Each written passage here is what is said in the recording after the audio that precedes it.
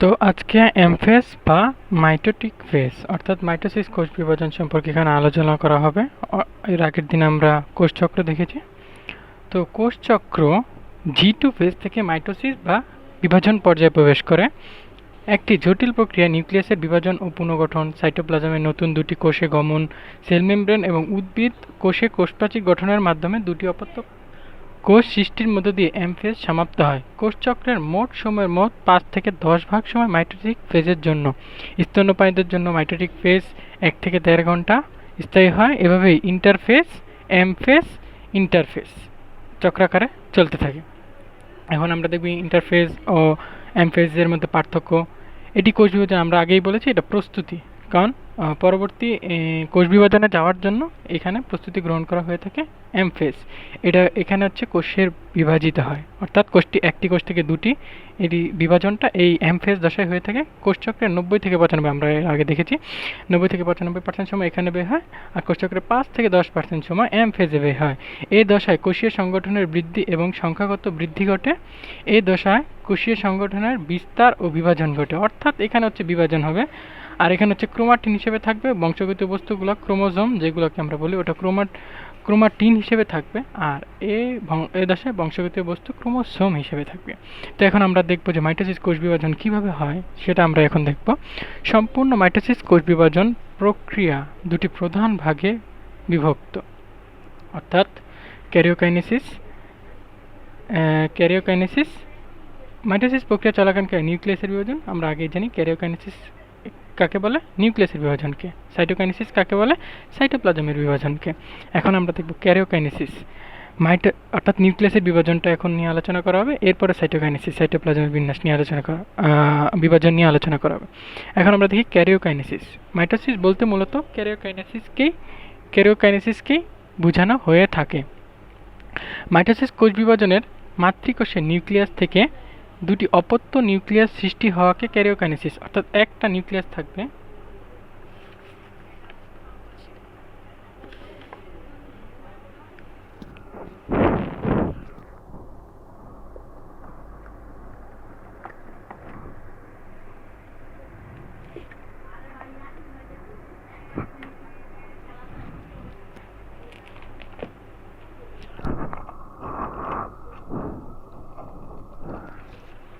অর্থাৎ একটি নিউক্লিয়াস থেকে দুটি নিউক্লিয়াস সৃষ্টি, একটি নিউক্লিয়াস থেকে দুটি অপত্য নিউক্লিয়াস সৃষ্টি হওয়াকে ক্যারিওকাইনেসিস বলে। কোষ বিভাজন একটি অবিচ্ছিন্ন বা ধারাবাহিক প্রক্রিয়া, তাই একে বিভিন্ন পর্যায়ে ভাগ করা সঠিক নয়, তবুও বর্ণনা এবং সুবিধাতে একে মাইটোসিসকে প্রধানত 5টি দশা বা পর্যায়ে ভাগ করে থাকে। মাইটোসিস তাহলে কয় ভাগে ভাগ করে থাকে? 5 ভাগে। প্রথমটা হচ্ছে প্রোফেজ বা আদ্য পর্যায়। এই যে এখানে কথাটা হচ্ছে প্রোফেজ।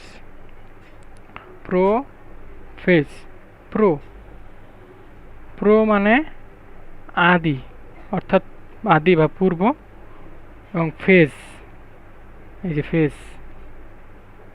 ফেজ মানে হচ্ছে দশা, অর্থাৎ আদি দশা, পূর্ব দশা। এটা গ্রিক শব্দ, প্রোফেজ শব্দটা একটি গ্রিক শব্দ। প্রোফেজ বা আদ্য পর্যায় বা আদি দশা। মাইটোসিসের প্রথম পর্যায়কে কি বলে? প্রোফেজ বলে। এটি মাইটোসিসের সবচেয়ে দীর্ঘস্থায়ী পর্যায়। এটি অত্যন্ত ইম্পর্টেন্ট এমসিকিউ। মাইটোসিসের সবচেয়ে দীর্ঘস্থায়ী পর্যায় কোনটি? প্রোফেজ। মাইটোসিসের প্রথম পর্যায়কে কি বলে? প্রোফেজ। এই পর্যায়ে কোষের নিউক্লিয়াস আকারে বড় হয়। নিউক্লিয়াস বিশেষ করে ক্রোমোসোমগুলোতে জল বিয়োজন আরম্ভ হয়। ক্রোমোসোমগুলোতে কি আরম্ভ হয়? জল বিয়োজন আরম্ভ হয়। ক্রোমোসোমের জল বিয়োজনের ফলে ক্রোমোসোমগুলো সংকুচিত হতে থাকে। ফলে ক্রোমোসোমগুলো ক্রমাগত খাটো এবং মোটা হয়, রং ধারণ ক্ষমতা বৃদ্ধি পায় এবং স্পষ্টভাবে এদের দৃষ্টিগোচর হয়। এই পর্যায়ে শেষের দিকে নিউক্লিওলাস এবং নিউক্লিয়ার এনভেলপের বিলুপ্তি ঘটতে থাকে। সাইক্লিন ডিপেন্ডেন্ট কাইনেস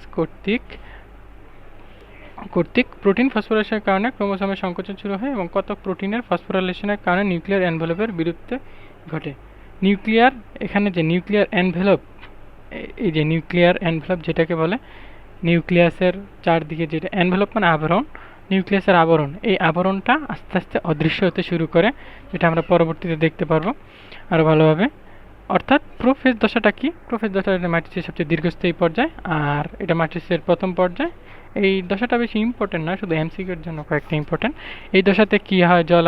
জল বিয়োজন আরম্ভ হয়, খাটো ও মোটা হয়, রং ধারণ ক্ষমতা বৃদ্ধি পায়, নিউক্লিয়ার এনভেলপের বিলুপ্তি ঘটতে থাকে।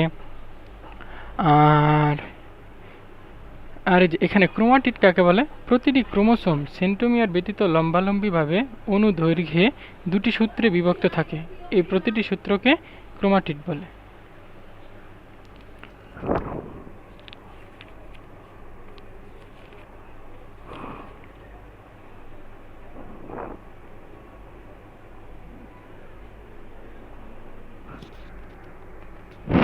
এই যে আমরা যদি ক্রোমাটিড বুঝতে চাই তাহলে এই যে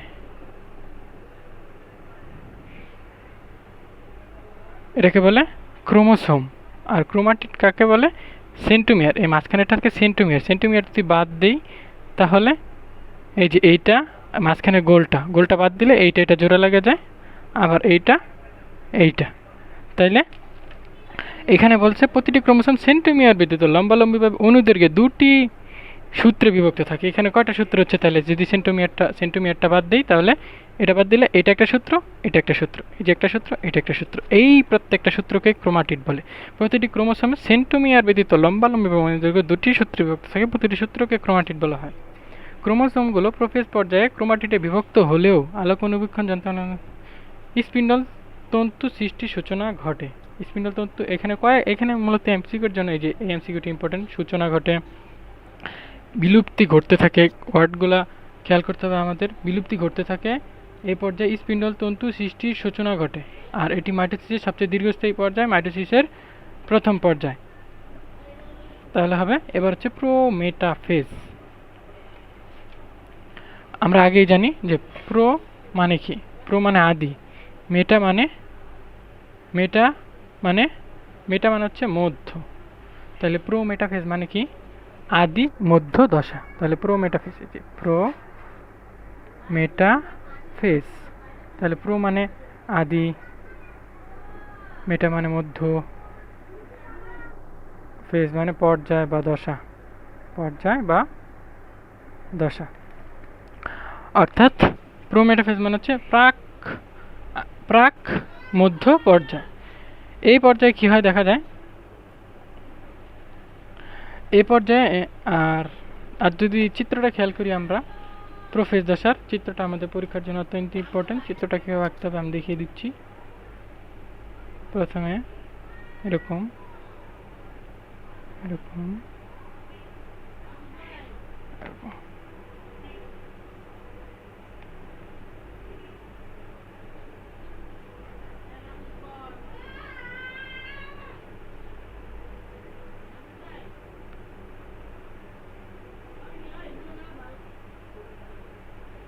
একটু খারাপ হয়ে গেল চিত্রটি। তো এরকম নিউক্লিয়ার এনভেলপ দেখাতে হবে। আর এখানে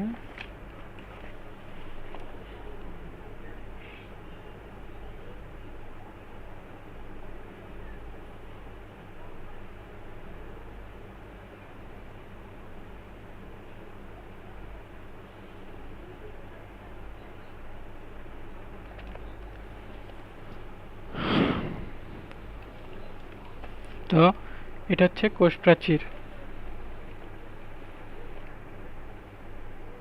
যেহেতু এখানে কোষ প্রাচীর আছে সেহেতু এটা উদ্ভিদ কোষের কোষ প্রাচীর আমরা বুঝতে পারছি। এটা হচ্ছে কোষ প্রাচীর,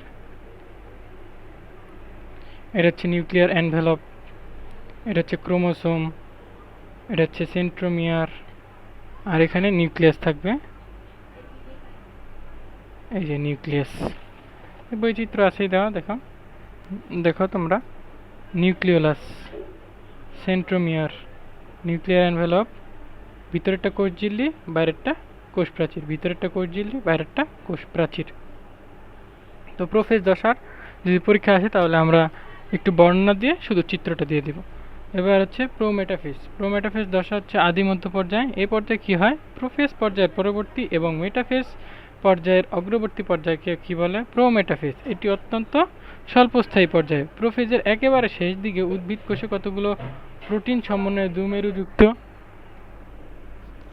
দুমেরুযুক্ত স্পিন্ডল যন্ত্রের সৃষ্টি হয়। এই পর্যায়ের প্রথম দিকেই অর্থাৎ এই পর্যায়ে কী হবে, স্পিন্ডল যন্ত্রের সৃষ্টি হবে। স্পিন্ডল যন্ত্রে আমরা দেখতে পাবো যে স্পিন্ডল যন্ত্রটা কী, তাহলে এটা অত্যন্ত স্বল্পস্থায়ী পর্যায়ে, এটা জানলাম স্পিন্ডল যন্ত্রের সৃষ্টি হয়। দেখি আমরা স্পিন্ডল যন্ত্র জিনিসটা কি।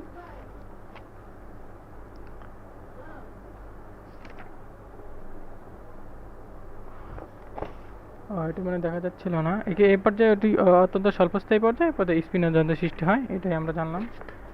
এবার দেখি আমরা এখানে, এবং এক সময় নিউক্লিয়ার যে আবরণটা ছিল এর আগে, ওই আবরণটা আস্তে আস্তে বিলুপ্ত হয়ে যায়। এই যে আমরা দেখতে পাচ্ছি যে নিউক্লিয়ার আবরণটা আগে গোল একটা আবরণ ছিল, এই যে এই আবরণটা আস্তে আস্তে দেখো ডট ডট দিয়ে বোঝাচ্ছে যে এটা বিলুপ্ত হয়ে যায়। আর এই যে স্পিন্ডল যন্ত্র যে আমরা বলতাম, স্পিন্ডল যন্ত্র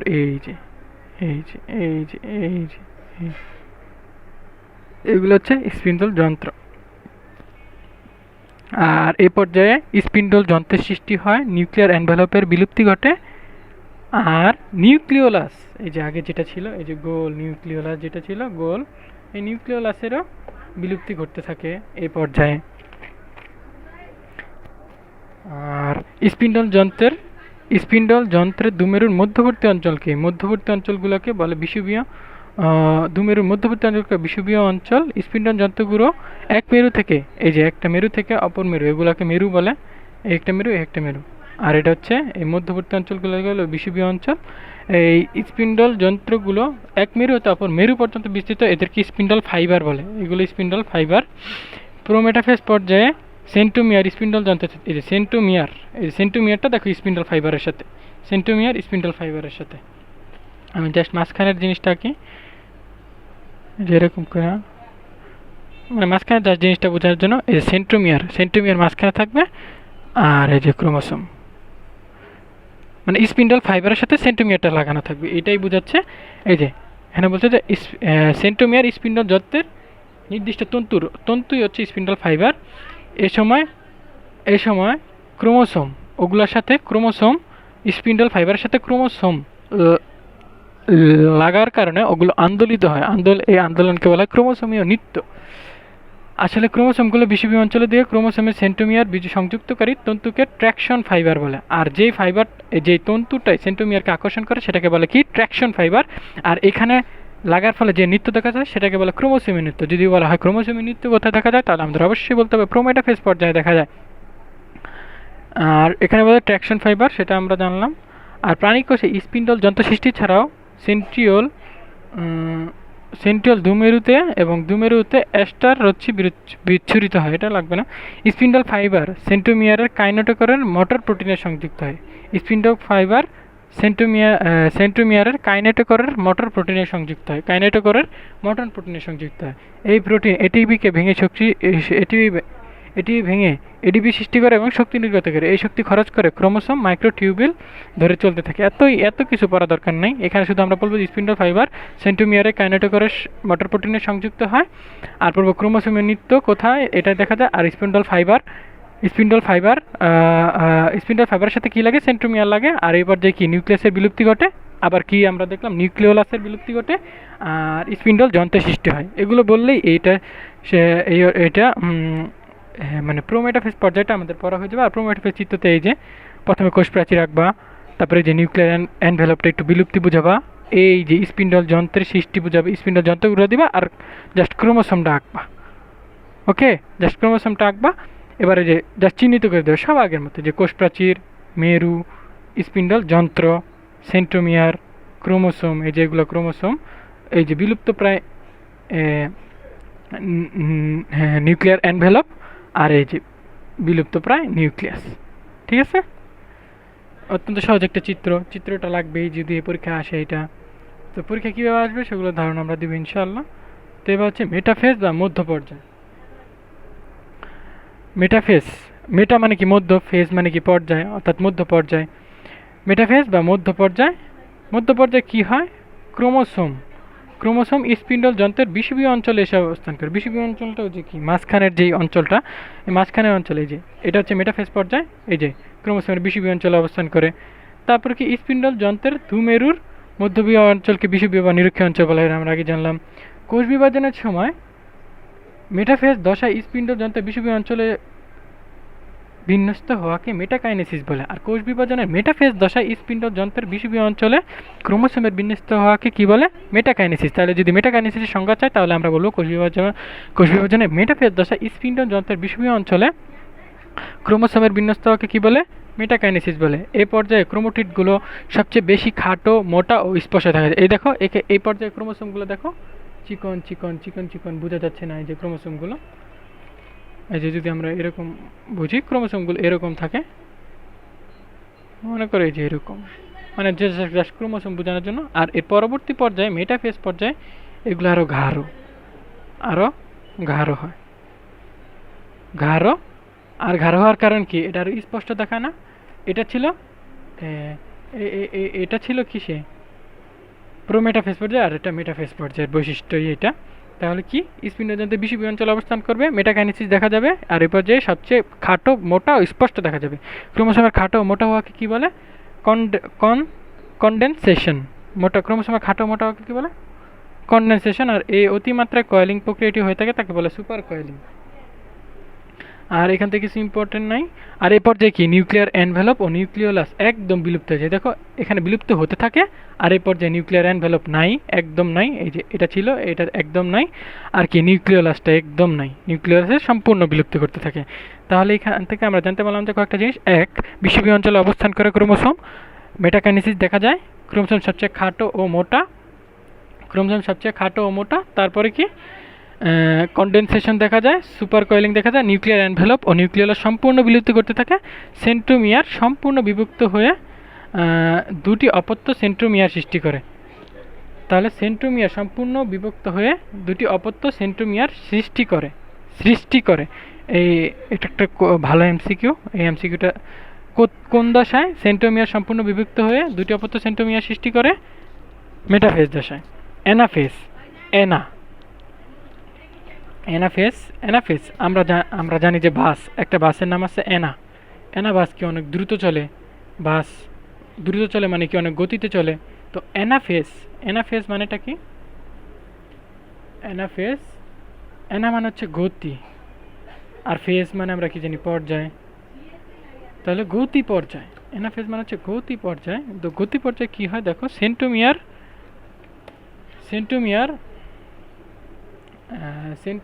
এখানে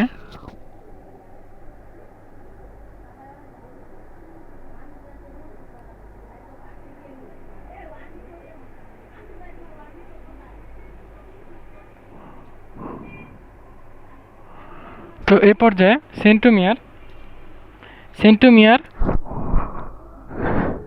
সেন্ট্রোমিয়ার পৃথক হওয়ার সাথে সাথে এই যে সেন্ট্রোমিয়ার যেটা থাকে, এই যে সেন্ট্রোমিয়ার যেটা থাকে, যে মাঝখানের গোল এটা সেন্ট্রোমিয়ার। এই সেন্ট্রোমিয়ারটা ভাগ হয়ে যায়। কি হয় দেখো, সেন্ট্রোমিয়ারটা ভাগ হওয়ার সাথে সাথে অ্যানাফেজ পর্যায় শুরু হয়। এই পর্যায়ে অপত্য ক্রোমোসোম সমূহ বিষুবীয় অঞ্চল থেকে মেরু অঞ্চলের দিকে যাত্রা শুরু করে। সেন্ট্রোমিয়ারে পূর্ণ বিভক্তির ফলে দুটি ক্রোমাটিড একটি অপত্য ক্রোমোসোমে পরিণত হয়। প্রতিটি ক্রোমাটিড একটি অপত্য ক্রোমোসোমে পরিণত হয় কোন দশায়? অ্যানাফেজ দশায়। আর সেন্ট্রোমিয়ার সম্পূর্ণ বিভক্ত হয়ে দুটি অপত্য সেন্ট্রোমিয়ার সৃষ্টি করে কোন দশায়? মেটাফেজ পর্যায়ে। এটা মনে রাখতে হবে। এখানে ঠিক আছে, আমরা এই দশায় দেখি যে সেন্ট্রোমিয়ার মূলত বিভক্ত হয় কোন দশায়? মূলত এই যে অ্যানাফেজ পর্যায়ে, যে সেন্ট্রোমিয়ার পৃথক হওয়ার সাথে সাথে অ্যানাফেজ পর্যায়ে শুরু হয়। ওই পৃথক হওয়ার পরই অ্যানাফেজ হয়, কিন্তু পৃথক হয় কোন দশায়? মেটাফেজ পর্যায়ে। এটা আমাদের মনে রাখতে হবে, এটা হচ্ছে ভালো এমসিকিউ। সেন্ট্রোমিয়ার পূর্ণ বিভক্তির ফলে প্রতিটি ক্রোমাটিড একটি অপত্য ক্রোমোসোমে পরিণত হয় কোন দশায়? অ্যানাফেজ দশায়। আর এগুলো মেরুর দিকে উপরের দিকে, কোনোটা উপরের দিকে কোনোটা নিচের দিকে, অর্থাৎ দুইটা মেরু থাকে, আমরা আগেই জানতাম। তো মেরুর দিকে চলতে থাকে। আর এগুলো যখন চলতে থাকে তখন এগুলোকে বিভিন্ন আকৃতির হয়, যেমন ইংরেজি মেটাসেন্ট্রিক ভি, এটা কয়েকটা আকৃতির হয়।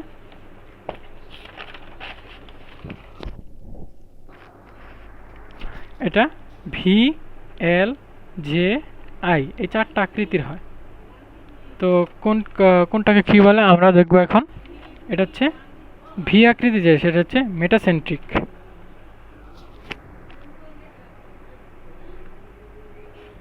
এখানে লেখাই আছে এই যে বি হচ্ছে মেটাসেন্ট্রিক, এল হচ্ছে সাব মেটাসেন্ট্রিক, জে হচ্ছে অ্যাক্রোসেন্ট্রিক, আই হচ্ছে টেলোসেন্ট্রিক। অর্থাৎ এগুলো আমার একটু মনে রাখতে হবে। বি বি মানে হচ্ছে মেটা, এল মানে হচ্ছে সাব মেটা, জে মানে অ্যাক্রোসেন্ট্রিক, আই মানে টেলোসেন্ট্রিক। অক্ষরের মতো দেখায়।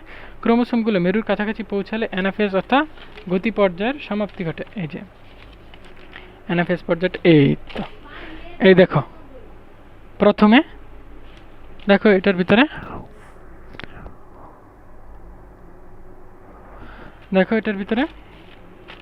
প্রথমে কিন্তু এই যে দেখো এটার ভিতরে দেখো ওগুলা কিন্তু প্রথমে জোড়া ছিল, যে এরকম ছিল না। এরপরে কি হয়, যে মাঝখান থেকে ভেঙে যাওয়ার ফলে এই যে এটা এই আকৃতি হয়, অনেকটা একটা উপরের দিকে যায় আর একটা যায় নিচের দিকে,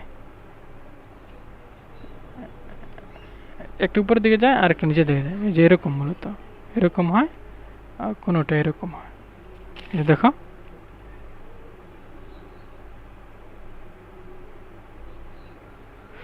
মেরুর দিকে সেন্টোমিয়ারগুলো, অর্থাৎ প্রথমে কিন্তু সেন্টোমিয়ার একটা ছিল, প্রত্যেকটা একটার ভিতরে এই দেখো একটার ভিতরে এই যে এই দুইটা ক্রোমাটিড, এই যে একটা ক্রোমাটিড, এই একটা ক্রোমাটিড লেগেছিল। এবার কি হয়, মাঝখান থেকে বিভক্ত হয়, তাহলে কি মাঝখান থেকে বিভক্ত হয়ে কি হয়, এটা ওদিকে যাওয়া শুরু করে, আবার এটা এদিকে যাওয়া শুরু করে, মেরুর দিকে গমন করা শুরু করে, যার ফলে কি দুটি সেন্টোমিয়ার সৃষ্টি হয়,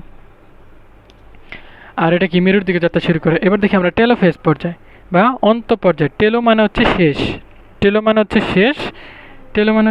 আর ফেজ মানে হচ্ছে পর্যায়। কোষ বিভাজনের যে এ পর্যায়ে অপত্য ক্রোমোসোম সহ দুই মেরুতে পৌঁছায়। মেরুতে স্থির অবস্থান করে এবং ক্রোমোসোমগুলোতে আবার জল যোজন। আর আমরা কি প্রোফেজে কি দেখছিলাম, যে জল বিয়োজন শুরু হয়, আর এইভাবে আর এই দশায় কি জল যোজন করতে থাকে। ক্রোমোসোমগুলো ক্রমশ সরু ও লম্বা হতে থাকে এবং অস্পষ্ট হতে থাকে। এই পর্যায়ে শেষের দিকে দুই মেরুতে ক্রোমোসোমগুলোর চারদিকে নিউক্লিয়ার এনভেলপ এবং সেট ক্রোমোসোমের গৌণকুঞ্চলে নিউক্লিয়াসের পুনঃ আবির্ভাব ঘটে। অর্থাৎ এই সেন্টোমিয়ারটা যখন এখানে পৌঁছায়, এই যে এই মেরুতে পৌঁছায়, তখন এই যে এগুলোর চারপাশে এই যে নিউক্লিয়ার এনভেলপ সৃষ্টি হয়ে যায়। এই যে এগুলোর চারপাশে নিউক্লিয়ার এই যে সেন্টোমিয়ার যখন এখানে পৌঁছায়, এই যে দেখেন, অর্থাৎ সেন্টোমিয়ার যখন মেরুতে পৌঁছায়, এই যে মেরু, যদি আমি চিন্তা করি, এই যে এগুলো মেরু, এই যে এটা মেরু, এটাও একটা মেরু। অর্থাৎ এগুলো যখন মেরুর দিকে যাত্রা শুরু করে, এই যে আমি দেখেন, মানে বোঝানোর জন্য, যখন এই যে এইখানে আইসা পৌঁছায়, এই যে এটা যখন এইখানে এসে পৌঁছাবে, তখন এদের চারপাশে এই যে নিউক্লিয়ার এনভেলপ সৃষ্টি হয়ে যাবে। এই যে নিউক্লিয়ার এনভেলপ সৃষ্টি হয়ে যায়, আবার নিউক্লিওলাস, যে নিউক্লিয়াসটা বিলুপ্ত হয়ে গেছিলো, সেই নিউক্লিওলাসটা আবার সৃষ্টি হবে, এই নিউক্লিয়াসটা আবার নিউক্লিয়ার এনভেলপ আবার সৃষ্টি হবে। যার ফলে কি একটি কোষ থেকে কি দেখো, প্রথমে কোষ ছিল কি একটা, এবার কোষ হচ্ছে কয়টা। কোষ কাকে বলবো, যার মধ্যে নিউক্লিয়াস আছে। প্রথমে নিউক্লিয়াস কি ছিল, পুরো কোষ একটা ছিল না নিউক্লিয়াস, এবার কি নিউক্লিয়াস কি দুইটা হয়েছে না, তাহলে কি দুইটা কোষের সৃষ্টি হয়েছে না। ইজি। এবার হচ্ছে গিয়া ক্যারিওকাইনেসিস, অর্থাৎ একটা নিউক্লিয়াস থেকে দুইটা নিউক্লিয়াস সৃষ্টি হয়েছে। এবার কি সাইটোকাইনেসিস কি সাইটোপ্লাজমের বিভাজন। আমাদের নিউক্লিয়াসের সাথে সাথে কোষে কি সাইটোপ্লাজম আছে, এই সাইটোপ্লাজমটা প্রত্যেকটা কোষে বিভক্ত হইয়া, মানে এখনও কিন্তু দেখো এই যে এটার চিত্রে যদি আমরা দেখতে পাই, এটা চিত্রের ভিতরে আমরা দেখতে পারবো, এগুলো তখনও দুইটা কোষ লাগানো থাকে, অর্থাৎ পৃথক হয় না।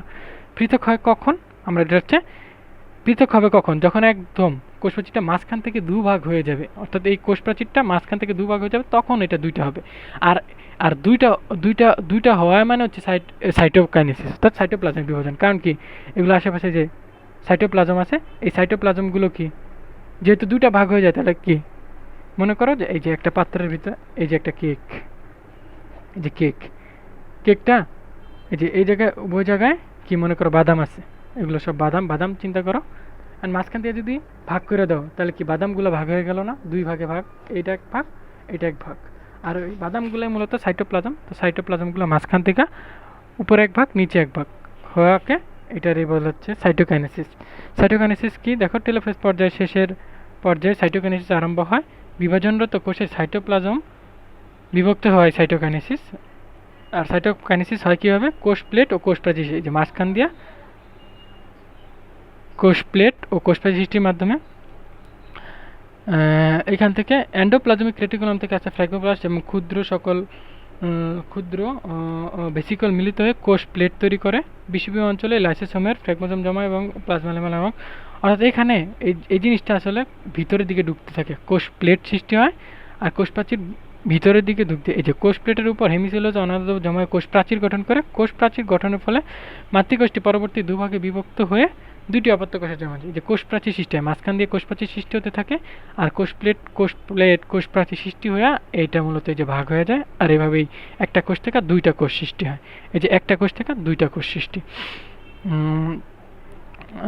এই যে এখানে দেখো পানি ক্ষেত্রে স্পিন্ডজাতীয় বিষুবীয় অঞ্চল বরাবর কোষ ঝিল্লিটি গর্তের ন্যায় ভেতর দিকে, যে গর্তের ন্যায় ভেতর দিকে ঢুকে যায় এবং গর্ত ক্রমান্বয়ে গভীরতর হয়ে মাঝখানে একত্রে মিলিত হয়, ফলে কোষটি দুভাগে ভাগ হয়ে পড়ে। প্রোটিন অ্যাক্টিন এত লাগবে না। সাইটোকাইনেসিস না হলে একই কোষে বহু নিউক্লিয়াস সৃষ্টি হয়, অর্থাৎ যদি এটা ভাগ না হয় একটা কোষই থাকা যায়, তাহলে কি এই কোষের ভিতরে বিভিন্ন অনেক নিউক্লিয়াস সৃষ্টি হবে না একটা কোষের ভিতরে? যে মনে করো এটা ভাগ হইল না, তাহলে এটা থেকে আবার এই একটা থেকে আবার দুইটা হবে, এই একটা থেকে আবার দুইটা হবে, ওই দুইটা থেকে আবার চারটা হবে, ওই চারটা থেকে আবার আটটা হবে, ওই আটটা থেকে আবার কি 16টা হবে। কারণ কি একটা থেকে যদি দুইটা হয় তাহলে কি, এই যে আমি মূলত এই জিনিসটা কি একটা নিউক্লিয়াস, এটা থেকে হইলো দুইটা, এই দুইটা থেকে আবার কি হবে, এটা থেকে দুইটা, আবার এটা থেকে দুইটা, না তাহলে কি একটা থেকে দুইটা, দুইটা থেকে চারটা, চারটা থেকে আবার কি 8টা। তো এরকম কি, আর যদি এই কোষ প্রাচীর সৃষ্টি না হয় তাহলে কি দুটো একই সাথে জোড়া লাগানো থাকবে, আর কি একটা কোষে বিভিন্ন নিউক্লিয়াস, অনেক নিউক্লিয়াস সৃষ্টি হবে। এই যে সাইটোকাইনেসিস না হলে অর্থাৎ কেরিওকাইনেসিস অর্থাৎ শুধু নিউক্লিয়াসের বিভাজন চলতে থাকলে একই কোষে বহু নিউক্লিয়াসের সৃষ্টি হবে। একে বলা হয় মুক্ত নিউক্লিয়ার বিভাজন বা ফ্রি নিউক্লিয়ার ডিভিশন। ডাবের পানি মুক্ত নিউক্লিয়ার বিভাজনের ফসল। কোনো শৈবাল, ছত্রাক এবং প্রাণী কোষে কেরিওকাইনেসিস ঘটে কিন্তু সাইটোকাইনেসিস ঘটে না। আর এর ফলে এ ধরনের উদ্ভিদ কোষকে কী বলে? সিনোসাইটিক। এবং প্রাণী কোষকে বলে প্লাজমিডিয়াম। অর্থাৎ প্রাণী কোষে যদি অনেকগুলো নিউক্লিয়াস সৃষ্টি হয় তাহলে সেটাকে বলবো প্লাজমিডিয়াম, উদ্ভিদ কোষকে সেটাকে বলবো সিনোসাইটিক। তো ক্যারিওকাইনেসিস ও মাইটোসিসের পার্থক্যটা আমরা দেখি। এ পর্যায়ে কি নিউক্লিয়াসের বিভাজন ঘটে, আর সাইটোকাইনেসিসে কি সাইটোপ্লাজমের বিভাজন ঘটে। আর এটা জটিল পদ্ধতি এবং দীর্ঘ সময়। আমরা দেখি যে 5টা পর্যায়, prophase, prometaphase, metaphase, anaphase, telophase, 5টা পর্যায়ে প্রয়োজন হয়, যার ফলে সময় দীর্ঘ। আর এখানে এটা অত্যন্ত কি, এখানে কিচ্ছু না, খালি মাঝখান দিয়া কোষপ্রাচীর সৃষ্টি হয়ে দুইটা ভাগে ভাগ হয়ে যায়। তাহলে এটা কি কোনো কঠিন একটা পর্যায়ে? এটা সবচেয়ে সরল পদ্ধতি এবং কম সময়ের প্রয়োজন হয়। আর এটার 5টা দশা, আর এখানে কোনো পর্যায় নাই। তারপর হচ্ছে নিউক্লিয়াস বিভাজিত, দুটি অপত্য নিউক্লিয়াস বিভাজিত। আর এখানে সাইটোপ্লাজম কি, সাইটোপ্লাজম একদম সমান সমান দুভাগে বিভক্ত হয়ে যায়। নিউক্লিয়াসের সংখ্যা বৃদ্ধি ঘটে, এখানে কি কোষের সংখ্যার বৃদ্ধি ঘটে। ক্যারিওকাইনেসিস সাইটোকাইনেসিস আগে ঘটে, ক্যারিওকাইনেসিসের পরে ঘটে। এই পার্থক্যগুলো অত্যন্ত ইম্পর্ট্যান্ট। এবার দেখবো আমরা মাইটোসিসের গুরুত্ব বা প্রয়োজনীয়তা। দেহের গঠন ও দৈহিক বৃদ্ধি। আমরা যে বড় হই, এই দৈহিক বৃদ্ধি হয় কি সেখানে? মাইটোসিস। এখানে বংশবৃদ্ধি মাইটোসিস প্রক্রিয়ায় বংশবৃদ্ধি ঘটে থাকে, যে কোনো উদ্ভিদ করে থাকে। জননাঙ্গ সৃষ্টি এবং জনন কোষের সংখ্যা বৃদ্ধি।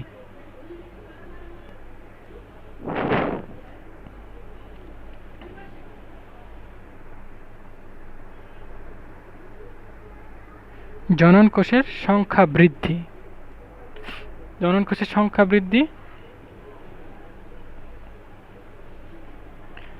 জনন কোষের সংখ্যা বৃদ্ধি কি প্রক্রিয়া হচ্ছে? মাইটোসিস। আর আমাদের জননাঙ্গগুলো যেগুলো আছে আমরা, অর্থাৎ যেগুলো দিয়ে বংশবৃদ্ধি হয়ে থাকে, জননাঙ্গ, পুরুষের দেহের জননাঙ্গ আছে, নারী দেহের জননাঙ্গ আছে। অর্থাৎ জননাঙ্গ আমরা বুঝি যে জননাঙ্গ জিনিসটা কি। তো এই জননাঙ্গগুলো, তো এই জননাঙ্গ সৃষ্টি হচ্ছে কি প্রক্রিয়া? যেহেতু এইটাও ছোট থেকে বড় হওয়ার সাথে সাথে এইটাও বাড়ে, তাহলে সেখানে কি জননাঙ্গ সৃষ্টি হয় কি প্রক্রিয়ায়? মাইটোসিস প্রক্রিয়ায়। আর জনন কোষের সংখ্যা বৃদ্ধি করে কে? মাইটোসিস প্রক্রিয়ায়। আর জনন কোষ সৃষ্টি হয় কি প্রক্রিয়া? এটা হচ্ছে মায়োসিস প্রক্রিয়ায়।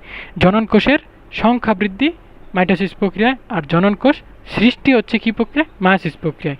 অর্থাৎ আমাদের যে ডিম্বাণু, নারী দেহে ডিম্বাণু, পুরুষ দেহে শুক্রাণু, এগুলো যে প্রক্রিয়া সৃষ্টি হয় প্রথমে এগুলো আসে কোত্থেকে জানো? এগুলো হচ্ছে জনন মাতৃকোষ থেকে আসে। জনন মাতৃকোষ জনন মাতৃকোষ থেকে এই ডিম্বাণু শুক্রাণু, নারীদের ডিম্বাণু, পুরুষদের শুক্রাণু আসে। তো যেগুলো আসে সেগুলো আসে কি প্রক্রিয়ায়? এই যে এগুলো আসতেছে কি প্রক্রিয়ায়? মায়োসিস বা মিওসিস প্রক্রিয়া, এটা আমরা জানতে পারবো। এখন আমরা মূলত মাইটোসিস নিয়ে আলোচনা করছি। আর এই যে এই ডিম্বাণু থেকে হাজার হাজার ডিম্বাণু, শুক্রাণু থেকে হাজার হাজার শুক্রাণু, এগুলো তৈরি হচ্ছে কি? এই শুক্রাণু থেকে হাজার হাজার হাজার হাজার হাজার হাজার শুক্রাণু, এগুলো তৈরি হচ্ছে মাইটোসিস প্রক্রিয়ায়। আর ডিম্বাণু থেকে হাজার হাজার ডিম্বাণু তৈরি হচ্ছে কি? মাইটোসিস প্রক্রিয়ায়। আর জনন মাতৃকোষ থেকে ডিম্বাণু আর শুক্রাণু তৈরি করতেছে কি প্রক্রিয়ায়? মায়োসিস প্রক্রিয়ায়। এটা একটু ইম্পর্টেন্ট। আর নির্দিষ্ট আকার আয়তন রক্ষা, আমরা বড় হচ্ছি, আকার আয়তন রক্ষা করে। নিউক্লিয়াসের সাইটোপ্লাজমের ভারসাম্য রক্ষা, ক্রোমোসোমের সমতা রক্ষা, তারপরে ক্ষতস্থান পূরণ, তারপর হচ্ছে ক্রমাগত ক্ষয় পূরণ, পুনরুৎপাদন, বৈশিষ্ট্যের স্থিতিশীলতা অনন্ত। আর হচ্ছে অনিয়ন্ত্রিত মাইটোসিসের কুফলটা কি এবার দেখতে পারবো আমরা। মানে কোষ বিভাজন হইতেই থাকলে যদি হইতেই থাকে যদি বন্ধ না হয়, অর্থাৎ এগুলো দেখা যায় কখন? অনিয়ন্ত্রিত মাইটোসিসটা কি আমরা জানি, মাইটোসিস কোষ বিভাজন হচ্ছে বিভাজন হয়, অর্থাৎ সংখ্যা বৃদ্ধি হয়। তো আমরা যে টিউমার, ক্যান্সার আমরা জানি, এগুলোও কিন্তু মাইটোসিস কোষ বিভাজনের ফলে হয়। কেমনে মাইটোসিস বিভাজনে? প্রথমে একটা দেহের একটা নির্দিষ্ট অংশে ক্যান্সার থাকে, পরে আমরা জানি না, সবাই যে বলে যে পেটে ক্যান্সার হয়েছে আস্তে আস্তে পুরো বডিতে ছড়িয়ে গেছে, হাতে ক্যান্সার হয়েছে আস্তে আস্তে পুরো হাতটা বাদ হয়ে গেছে, পায়ে ক্যান্সার হয়েছে পুরো আস্তে আস্তে পুরো পাটা বাদ। প্রথমে কি পুরো পায়ে ক্যান্সার হয় না, প্রথমে একটা নির্দিষ্ট অংশে হয়, আস্তে আস্তে এটা ছড়া যায়। তাহলে কি ছড়াইতেছে কি প্রক্রিয়া? মাইটোসিস প্রক্রিয়ায় না? কারণ কি ওটা ওই যে যেই কোষটা থাকে, যেই কোষটা ক্যান্সার হয়, ক্যান্সার কোষটা কি আস্তে আস্তে বৃদ্ধিপ্রাপ্ত হয় না? তো বৃদ্ধি হইতেছে কি, বাড়তেছে কি প্রক্রিয়া? মাইটোসিস প্রক্রিয়া। তো এগুলোই বলা হয়েছে এখানে যে টিউমার, ক্যান্সার, কোষের অভ্যন্তরীণ ও বাহ্যিক বিভিন্ন ফ্যাক্টর দ্বারা মাইটোসিস নিয়ন্ত্রিত। কোনো কারণে এই নিয়ন্ত্রণ অকার্যকর হলে, মানে একটা ফ্যাক্টর দিয়ে এটা নিয়ন্ত্রিত হয়, কিন্তু যদি এটা নিয়ন্ত্রিত না থাকে তখনই টিউমার, ক্যান্সার সৃষ্টি হয়। ক্যান্সার কোষে সাইক্লিন ডিপেন্ডেন্ট কাইনেজের নিয়ন্ত্রণ বিনষ্ট হয়। P53 নামক প্রোটিন সাধারণত কোষকে বিভাজন হতে বিরত রাখায় ভূমিকা রাখে। এটি ডিফেক্টিভ হলে, অর্থাৎ এই P53 প্রোটিনের কাজ যখন বন্ধ হয়ে যায়, তখন এই কোষচক্রের নিয়ন্ত্রণ হারায় ফেলে, তখনই টিউমার, ক্যান্সার এগুলো হয়ে থাকে। এখান থেকে তেমন কিছু ইম্পর্টেন্ট না। আর হচ্ছে কোষচক্র নিয়ন্ত্রণকারী দুই ধরনের প্রোটিন হচ্ছে protein kinase, cyclin dependent kinase আমরা যেটা বলছি সাইক্লিন। টিউমার সৃষ্টি হওয়াকে কী বলে? অনকোজেনেসিস। টিউমার সৃষ্টি হওয়াকে কী বলে? অনকোজেনেসিস। আর কোষচক্র বিনষ্টকারী জিনকে কী বলে? অনকোজিন। কোষচক্র বিনষ্টকারী জিনকে কী বলে? অনকোজিন। আর টিউমার সৃষ্টি হওয়াকে বলে কি? অনকোজেনেসিস। যেসব রাসায়নিক পদার্থ ক্যান্সার সৃষ্টিতে উৎসাহিত করে তা হলো মিউটাজেন্স। আর মিউটাজেনিক পদার্থই কার্সিওজেনিক, ক্যান্সার সৃষ্টিকারক হয়। এখন আমরা দেখব যে দুভাবে কোষের মৃত্যু হতে পারে। কোষের মৃত্যু দুভাবে হয়, নেক্রোসিস, অ্যাপোপ্টোসিস। পুষ্টির অভাবে কোষের যদি, অর্থাৎ আমাদের দেহের নির্দিষ্ট একটা কোষ যদি মারা যায়, অনেক আঁচিল টাচিল যেগুলো আমরা দেখি এগুলো মারা গিয়ে মূলত সৃষ্টি হয়। তো ওগুলা কেন হয়? পুষ্টির অভাব বা বিষাক্ত দ্রব্যের কারণে কোষ মারা গেলে সেটাকে কী বলে? নেক্রোসিস। আর অ্যাপোপ্টোসিস কি? জেনেটিক্যালি মৃত্যু, অর্থাৎ একটা কোষের নির্দিষ্ট একটা বয়স আসে, ওই বয়স পরে যখন ওই কোষটা মারা যাবে সেটাকে আমরা বলতেছি অ্যাপোপ্টোসিস। আর যখন পুষ্টির অভাবে মারা যাবে তখন সেটা বলে নেক্রোসিস। এখন আমরা কি বলবো? এখন আমরা মনে রাখবো কেমনি যে কোনটা পুষ্টির অভাবে নেক্রোসিস, কোনটা আমাদের পরীক্ষার সময় প্যাচ লাগবে যে কোনটা জেনেটিক্যালি মৃত্যু। আমি মনে রাখি এভাবে, পুষ্টির অভাবে নেকড়েটি মারা গেল, অর্থাৎ আমরা যে নেকড়ে ছোটোবেলায় যে পড়তাম নেকড়ে শিয়ালের গল্প, তো পুষ্টির অভাবে নেকড়েটি মারা গেল, অর্থাৎ কি? পুষ্টির অভাবে যখন কোষ মারা যায় তখন সেটাকে কী বলে? নেক্রোসিস। আর যখন জেনেটিক্যালি মৃত্যু হয় তখন সেটাকে কী বলে? অ্যাপোপ্টোসিস। তো এইটাই মূলত ছিল। আর এবার অ্যামাইটোসিস আর মাইটোসিসের পার্থক্যটা দেখি আমরা। অ্যামাইটোসিস কি? সরল প্রকৃতির ছিল, এখানে কোনো দশাই ছিল না, এখানে কি অনেকগুলো দশা আছে। এ পর্যায়ে নিউক্লিয়াস কি? সরাসরি বিভাজিত হয়ে গেছিল, ওই যে আমরা যে পড়ছিলাম প্রথমে ওটা হচ্ছে সরাসরি বিভক্ত হয়ে যায় নিউক্লিয়াসটা, একটা কোষ থেকে দুটো সৃষ্টি হয়, এই যে আমরা পড়ছিলাম না, এই যে এখানে পড়ছিলাম, এই যে নিউক্লিয়াসটা মাঝখান দিয়ে খালি দুই ভাগে ভাগ হয়েছে। কিন্তু এখানে কি নিউক্লিয়াস মাঝখান দিয়ে দুই ভাগে ভাগ হয়েছে? নিউক্লিয়াস প্রথমে বিলুপ্ত হয়ে গেছে, পরে নিউক্লিয়াস আবার আমদানি হয়েছে কোত্থেকে? এটা সৃষ্টিকর্তা কর্তৃক নিয়ন্ত্রিত, নিউক্লিয়াসটা আবার আইসা পড়ে কীভাবে, তারপরে কি এখানে নিউক্লিয়াসটা সরাসরি বিভাজিত হয়, ওইখানেও কিন্তু একটা থেকে দুইটা হয়েছিল, এইখানেও কিন্তু একটা নিউক্লিয়াস থেকে দুইটা আসছিল, কিন্তু এখানে ডাইরেক্ট ভাগ হয় নাই, এখানে নিউক্লিয়াস সৃষ্টি হয়েছে। এই পর্যায়ে নিউক্লিয়াস বিভিন্ন দশার মাধ্যমে বিভাজিত হয়, ঠিক আছে, অনেকগুলো দশা আছে। এই পর্যায়ে নিউক্লিয়াস ও সাইটোপ্লাজম একত্রে বিভাজিত হয়, নিউক্লিয়াস ও সাইটোপ্লাজম একসাথে বিভাজিত হয়ে গেছিল, যে আমরা দেখছিলাম যে একদম ডাইরেক্ট মাঝখান থেকে বিভক্ত হয়ে গেছিল, অ্যামাইটোসিসে মাঝখান থেকে বিভক্ত হয়ে গেছিল না। এই যে এই যে এই যে এই যে নিউক্লিয়াস সাইটোপ্লাজম একদম মাঝখান থেকে বিভক্ত হয়ে গেছিল, কিন্তু এখানে মাঝখান থেকে বিভক্ত হয় না। এক্ষেত্রে প্রথমে নিউক্লিয়াসে এবং পরে সাইটোপ্লাজমের বিভাজন ঘটে। নিউক্লিয়াসের বিভাজনকে কী বলে? ক্যারিওকাইনেসিস। সাইটোপ্লাজমের বিভাজনকে কী বলে? সাইটোকাইনেসিস। ফলাফল এরা এককোষী জীবের বংশবিস্তার ঘটায়, আর বিস্তার ঘটায় দৈহিক বৃদ্ধিতে কোনো ভূমিকা রাখে না এটা অ্যামাইটোসিস। আর মাইটোসিস হচ্ছে গিয়া এককোষী জীবদের বংশবিস্তার এবং বহুকোষীর জীবদেহের বৃদ্ধি, আমাদের দেহের বৃদ্ধি, অর্থাৎ আবার ক্ষয়পূরণ প্রভৃতি করে থাকে।